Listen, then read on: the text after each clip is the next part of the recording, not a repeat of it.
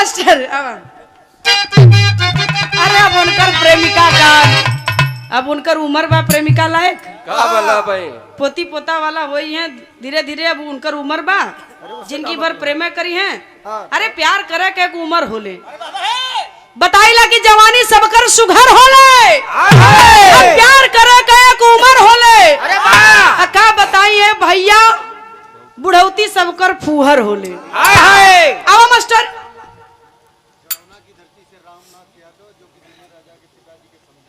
और ये जड़ौना की माटी से परम पूज्य रामनाथ यादव जी जो कि दुल्हे राजा के पिताजी के समधी हैं बहुत बहुत सादर प्रणाम आप सब लोगों के प्रणाम हो आवा अरे रोई मरब ये राजा त्रिभुवन भाई कभू मेहरारू ना ही चाहतीन कि ओकर मर्द ओका छोड़ के जाए लेकिन मजबूरी है दोस्त कुछ मजबूरी हुआ करती है और पति जायल ना ही चाहत बा लेकिन मजबूर बा और कहत वे मेहरारू आवा अरे रोई मरब ये राजा अरे डूबी मरब ये करेजा जई बजो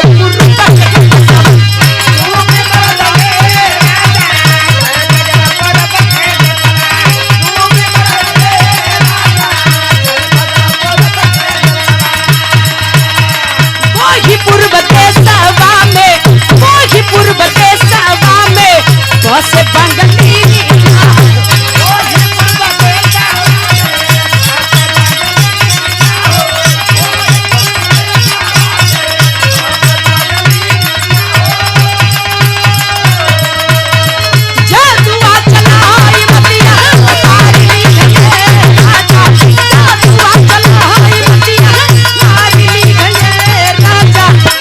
बजो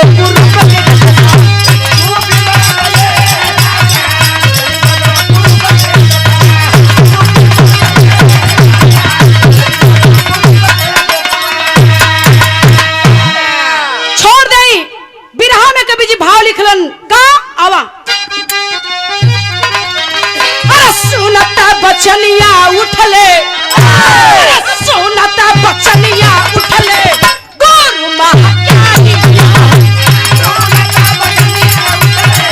हाँ भैया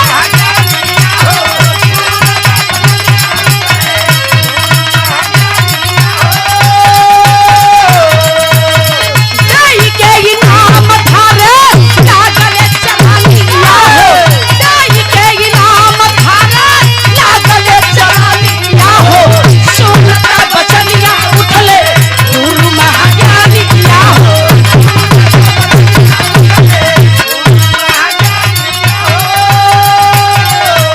आजीवन बाल ब्रह्मचारी राजा रणजीत के गुरु 90 बरस के उठ गईलन ऊपर नीचे आगे पीछे जितना पैसा रुपया ले हुवन निकाल करके उसी नाचने वाली को इनाम दे दिए कांप गई महफिल इनामवा पर नाही कि नाचे वाली के इनाम दिला ऊपर नाही राजा रणजीत की महफिल तब कांप उठी जब 90 बरस का आजीवन बाल ब्रह्मचारी राजा के गुरु एक नाचने वाली का पैर पकड़ लिया ध्यान देने वाली बात है बाबूजी जवान राजा का गुरु कबो मेहरारू से छुआई ना भइल रला जीवन तपस्वी बाल ब्रह्मचारी वो नर्तकी नाचे वाली का जाए के राजा का गुरु पैरवे पकड़ लेलन वाह क्या गाई है तू गजब एक बार इसी लाइन को और गा दे ध्यान देंगे बाबूजी बिरहा का धरती हो और नीतूराज का पहचान धुन से ना बिरहा से है इस बात का मुझे घमंड नहीं है लेकिन गर्व है कि आप इस नाचीज को इतना पसंद करते हैं ध्यान रहे कहानी से दिमाग न उतरे बाबूजी 101 रुपए का यह पुरस्कार है बीरभानपुर की धरती से बड़े भैया आनंद राज प्रोपराइटर साहब अच्छा त्रिभुवन भाई अच्छा बहुत बहुत आपके प्रणाम हो आप सब लोगों के नमन हो आवा मास्टर आवा दुल्हे राजा के चाचा श्री आप कृष्णा यादव जी पुनः 51 रुपए का पुरस्कार आपकी तरफ से प्रदान हुआ है। बहुत बहुत प्रणाम हो। अब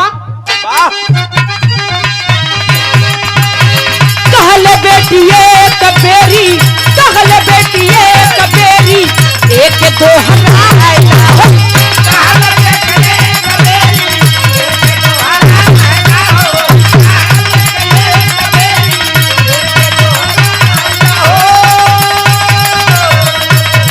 कवनो दिन आसरम पे, कवनो दिन आसरम पे आई के तू गाया हो।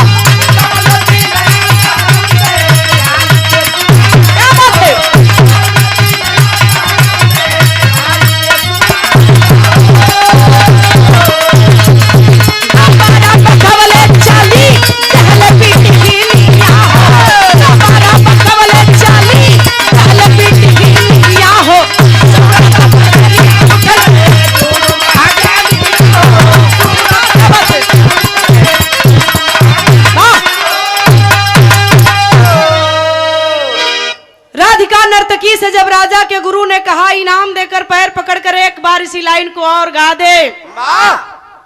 गौलस आखिर में जनी डुबावा थतिया, यही एक लाइन पर हमार पूरी बिरहा है। बाबा बिरहा सुने वाले बाबूजी, इसी एक लाइन पर यह मेरी पूरी बिरहा है, ध्यान देंगे। ये लाइन है क्या? गुरु महाराज जो लाइनिया के दोहरावत हुई है लाइनिया, आखिर में जनी डुबावा थतिया। जब राधिका नर्तकी गौलस कलन की है कि दोहरा दे, दोहरौले हो कलस की आखिर में जनी डुबावा थतिया। ज्यादा बीत गई थोड़ के बाकी बारतिया। आए हाय हाय। अब राजा का गुरु होकर पैर पकड़ के लाइन दोहरवा के कहलन की एक दिन हमारे आश्रम पे आए के तनी गाय देती। कौने दिन खाली है एक कार्यक्रम हमारे आश्रम पे आए के कह दे। राजा रणजीत राज सिंहासन पर बैठल भकर भकर खाली टुकुर टुकुर निहारत हुआ। ही राजा सॉरी हमार गुरु करत का हुवन। जब लाइनिया के दोहरौलस तब तक राजा के इकलौती बिटिया राजकुमारी लाइन के दोहरौता राधिका के राजकुमारी कैलेश का मास्टर 101 रुपए का पुरस्कार बड़े भैया धनीलाल ग्राम कौड़रू 101 रुपए का पुरस्कार कौड़रू से सेल टैक्स नोएडा सर्विस लिखले बड़न भैया, हम थोड़ा कम पढ़ लेला।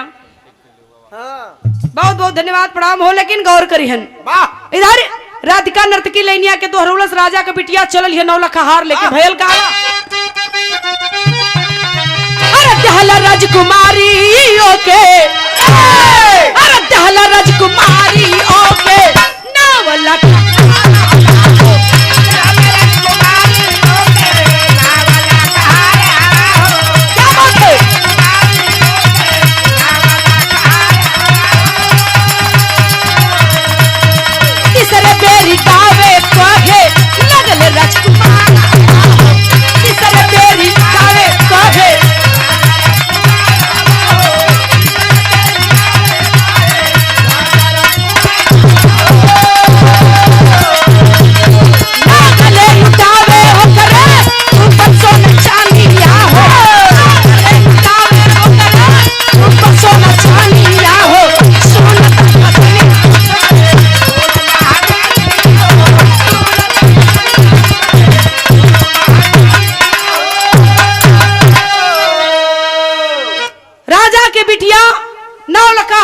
चलल नाचे वाली के पुरस्कार दे देलिस।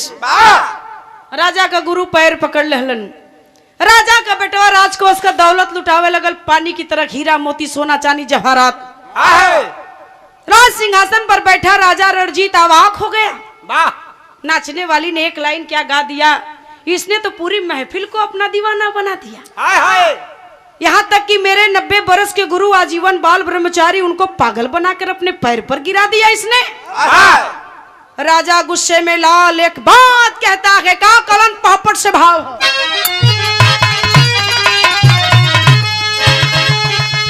किया बबूला राजा तवने, अरे छनवा मनवा शंका में, अरे समझ न पौला का बोले सुपनवा मनवा शंका में।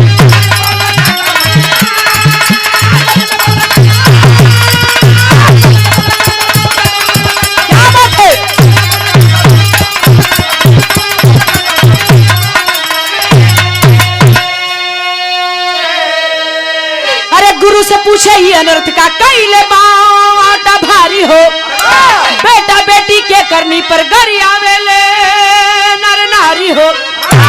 राजकोष का लुट गईले यार खजानवा मनवा शंका में, राज नर्तकी लेके चली खजानवा मनवा शंका में।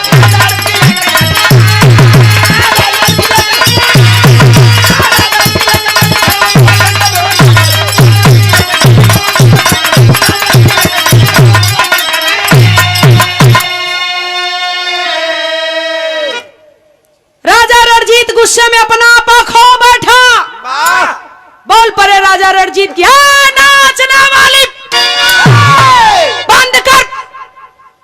बंद कर नाच गाना।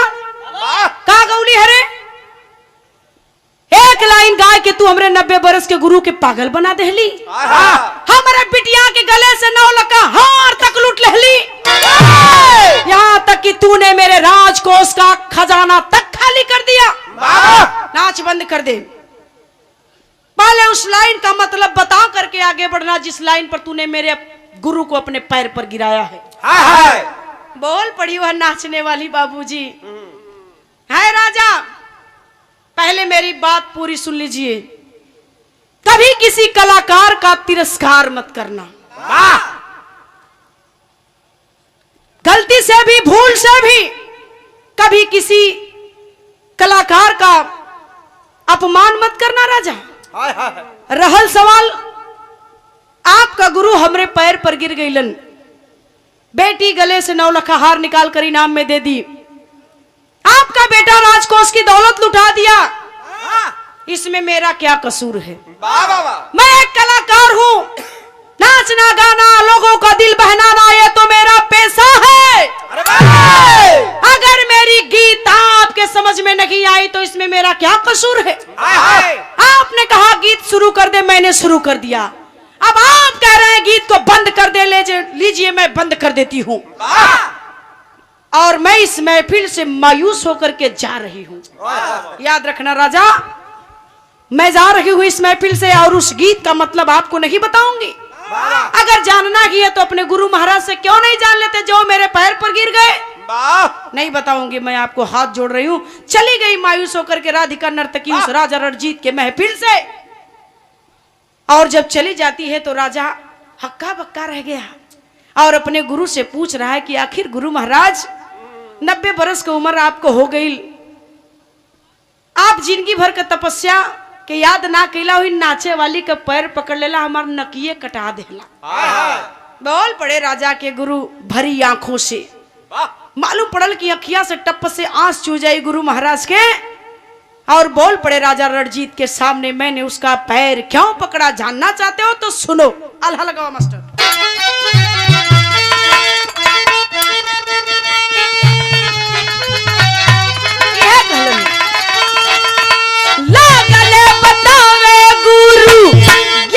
तब कहानियां भैया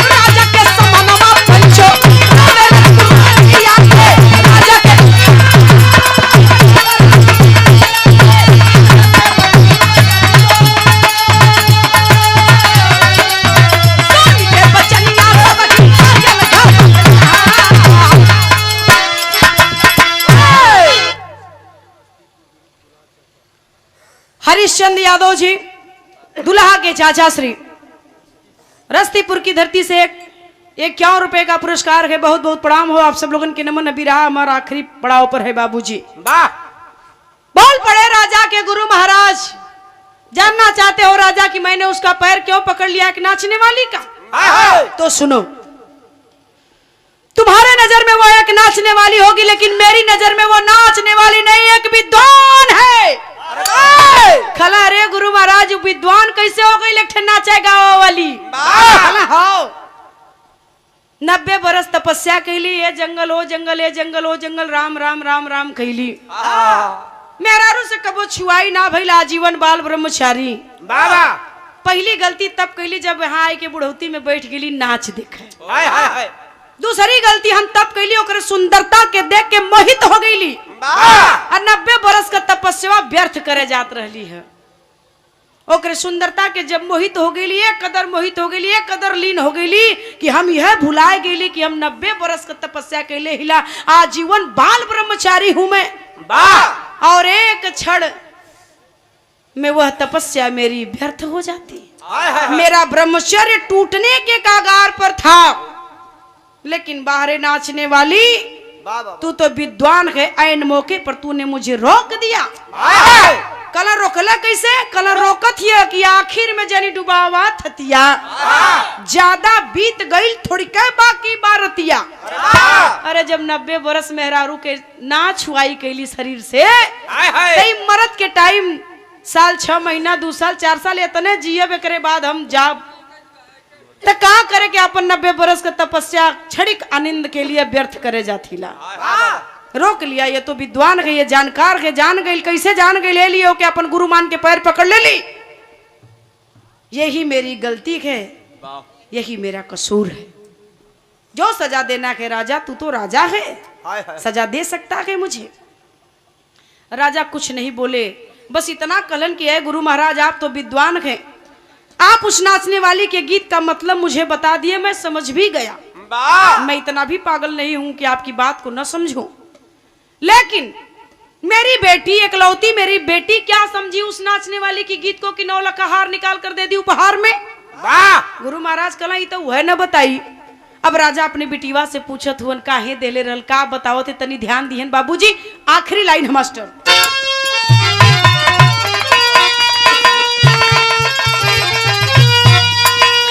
राज खोलली राजकुमारी,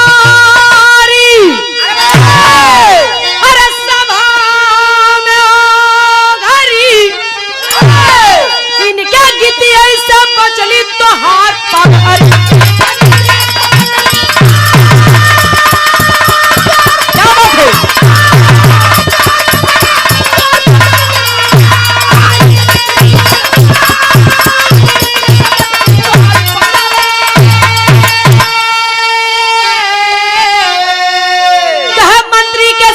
भगती बात मोर माना, करती से शादी दुनिया देत तो के ताना, ना सुनली ज्यादा बीतल जतनी सट्ठा हरी, इनके गीत ऐसे बचली तोहार पागरी। बोल पड़ी बराजा की बेटी, मैंने 9 लाख का हार निकाल कर नाचने वाली को उपहार में दे दिया, पिताजी आपको खल गया। सुनिए, आप मेरे बाप हैं, आपसे बेहतर कौन मुझे बता सकता है कि मेरी उम्र क्या है? बताइए मेरी उम्र कितनी होगी? राजा कहलन की बेटी तेरी उम्र 32 वर्ष की हो गई। तब राजा के लड़कियां कलश की सदिया हमार काहे आज ले ना खैला, खलो करे गीत से तोरे शादी से कवन और तालमेल हो? कल हो राजा कलन की मतलब कलश की सदिया हमार ना करत हुआ पिताजी, यही लिए तोरे मंत्री से हम प्रेम करीला, और उसी मंत्री के साथ मेरी योजना रही 2-4 दिन के अंदर मैं आपके महल से उसी मंत्री को लेकर फरार हो जाती, जाकर किसी मंदिर में शादी करके उधर ही अपना जीवन यापन कर लेती, लेकिन आपके राज में